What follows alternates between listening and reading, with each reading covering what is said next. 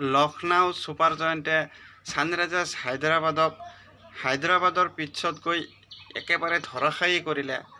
5 উইকেটৰ ডাঙৰ ব্যৱধানত পৰাস্ত কৰিলে হায়দৰাবাদক। যি হায়দৰাবাদে নিজৰ বেটিং লাইনআপৰ কাৰণে জনাজাত, সেই হায়দৰাবাদক লক্ষ্ণৌ ছুপাৰ জয়েণ্টে দেখুৱাই দিলে যে বেটিং কিদৰে কৰিব লাগে। আৰু হায়দৰাবাদৰ বেটাৰসকলে যি ধৰণে এটাৰ পিছত আন এটা 4ৰ ওপৰত 4, 6ৰ ওপৰত 6 কোবাই থাকে, ঠিক সেইদৰে নিকোলাছ পুৰন আৰু মিচেল মাৰ্ছে দেখুৱাই দিলে যে ছানৰাইজাৰ্ছ হায়দৰাবাদ দলক বেটিং কি ধৰণে কৰিব লাগে।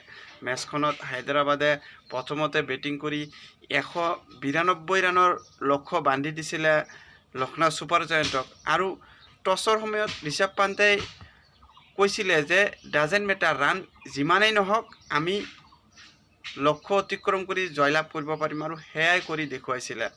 আৰম্ভণিতেই এডম মাৰাক্ৰমৰ উইকেট হেৰুৱাইছিল যদিও পিছত নিকোলাছ পুৰম আৰু মিচেল মাৰ্ছৰ মাজত 116 ৰানৰ এটা পাৰ্টনাৰশ্বিপ গঢ়ি উঠিছিল দ্বিতীয় উইকেটৰ জুটিত। এই পাৰ্টনাৰশ্বিপৰ মূলতেই মেচ ছানৰাইজাৰ্ছ হায়দৰাবাদৰ পৰা নিজৰ হাতৰ মুঠিলৈ আনিছিল এই দুই বেটাৰে।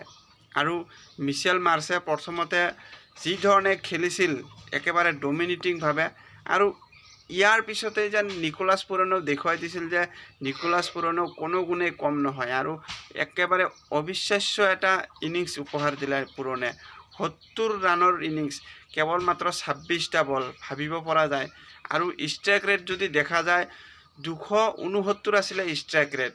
6টা 4 আৰু 6টা 6 কোবাইছিলে নিকোলাছ পুৰনে। প্ৰত্যেকটো বলতেই যেন বাউণ্ডাৰীৰ কাৰণে লাগি আছিল। যদি কনভাৰ্টেশ্যন ৰেট দেখা যায়, বাউণ্ডাৰীৰ প্ৰায় 50% বলেই বাউণ্ডাৰী কোবাইছিল। সাংঘাতিক লেভেলৰ বেটিং কৰিছিল নিকোলাছ পুৰনে। একেবাৰে টচ নচ হৈ গৈছিলে পুৰণৰ আগত হায়দৰাবাদৰ বলাৰসকলে। আৰু মিচেল মাৰ্ছেও আনফালে কোনো গুণেই কম নাছিলে। 31টা বলতেই অৰ্ধশতকীয় ইনিংছ খেলিছিলে।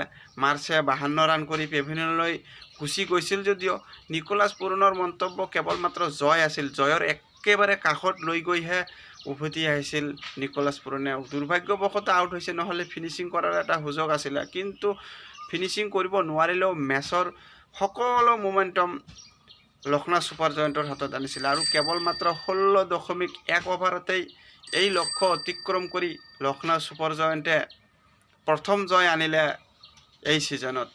আৰু যদি ইয়াৰ পূৰ্বে হায়দৰাবাদৰ বেটিং লাইনআপৰ কথা কোৱা যায়, শাৰ্দুল ঠাকুৰে টপ ক্লাছ বলিং কৰিছিলে, বেক টু বেক উইকেট লৈছিলে। অভিষেক শৰ্মা আৰু ঈশান কিষাণ ইনিংছত 4টা উইকেট লৈছিল কেৱল মাত্ৰ 34 ৰানৰ বিনিময়ত। শাৰ্দুল ঠাকুৰে প্ৰথমতে বেক টু বেক 2টা উইকেট লৈছিল, আৰু পিছত মিডিল অভাৰ্ছত আহি যেতিয়া পাৰ্টনাৰশ্বিপ হ'ব ধৰিছিল, আৰু তেনে সময়তো ব্ৰেক থ্ৰু দি ছানৰাইজাৰ্ছ হায়দৰাবাদৰ যি বেটিং স্তম্ভ আছিল, সেই বেটিং স্তম্ভ একেবাৰে খামুচি ধৰি ৰাখিছিলে শাৰ্দুল ঠাকুৰে, যাৰ কাৰণে হায়দৰাবাদে আজি 200 ৰানেই কৰিব নোৱাৰিলে। যি দল 300 ৰানৰ লক্ষ্য দেখে, সেই দল 191 ৰানতেই থমকি গৈছিল। ইয়াৰ মূলতেই আছিল শাৰ্দুল ঠাকুৰৰ দুৰ্দান্ত বলিং। হায়দৰাবাদৰ হৈ ট্ৰাভিছ হেডে সৰ্বাধিক 47 ৰান কৰিছিল, আৰু তাৰ বাহিৰে নীতিশ কুমাৰ ৰেড্ডী 32 ৰান কৰিছিল, আৰু হেনৰি ক্লাছনো দুৰ্ভাগ্যবশতঃ 26 ৰানত আউট হৈছিল। কিন্তু এই তিনিও বেটাৰে ছেট হোৱাৰ পিছত নিজৰ স্ক'ৰ ডাঙৰ কৰিব নোৱাৰা কাৰণে হায়দৰাবাদে আজি 200 ৰান কৰিব পৰা নহ'ল।